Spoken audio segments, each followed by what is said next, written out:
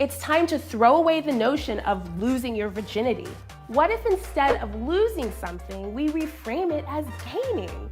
Because the truth is, when we make our own decision to become sexually active, we aren't setting ourselves up to lose anything at all. What the F, Planned Parenthood?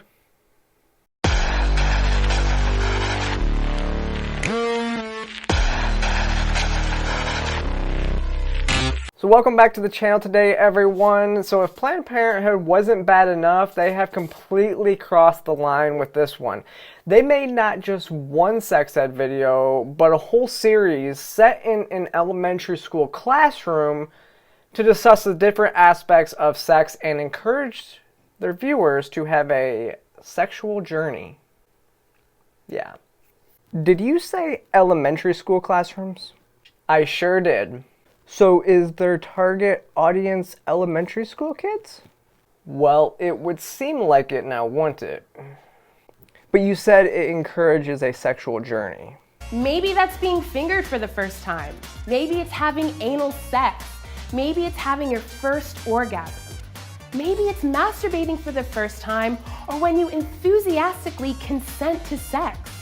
That's the beauty of your sexual journey. You're in charge, and you can figure it out on your own terms. And that isn't all. It also claims virginity is simply a made-up concept. Virginity is a completely made-up concept. It's a term that was created simply to control and shame people. Another reason the idea of virginity is complete nonsense is that sex means different things to different people. So they basically say that losing your virginity is no big deal and you shouldn't worry about it at all. It's just this made-up concept, and that it shouldn't be looked at as something that you lose, but something that you gain. Yes, you heard that. Something that you gain. We hope we are gaining things like intimacy, self-insight, pleasure, and empowerment. All of these myths around sex and virginity can be so hurtful and overwhelming. So to make it absolutely clear, Planned Parenthood is telling kids it's not a big deal if you have sex. Like, that's pretty much what they're saying. And it begs the question, right? Why would the largest abortion provider in the country want to encourage kids to have sex, you may ask?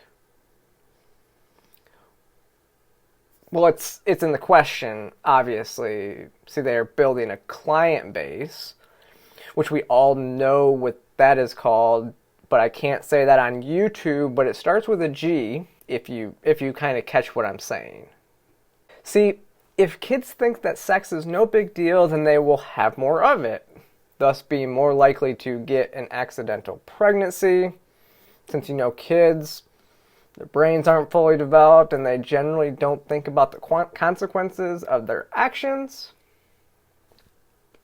And then in states where a child can get an abortion, no questions asked, as young as they want, without parental consent, permission, or even notification, like, Washington, Oregon, some of these other states, which Planned Parenthood actually advertises for on their websites. And then along the other states where parents don't need to know what's going on with their child, like if their child's being transitioned gender-wise.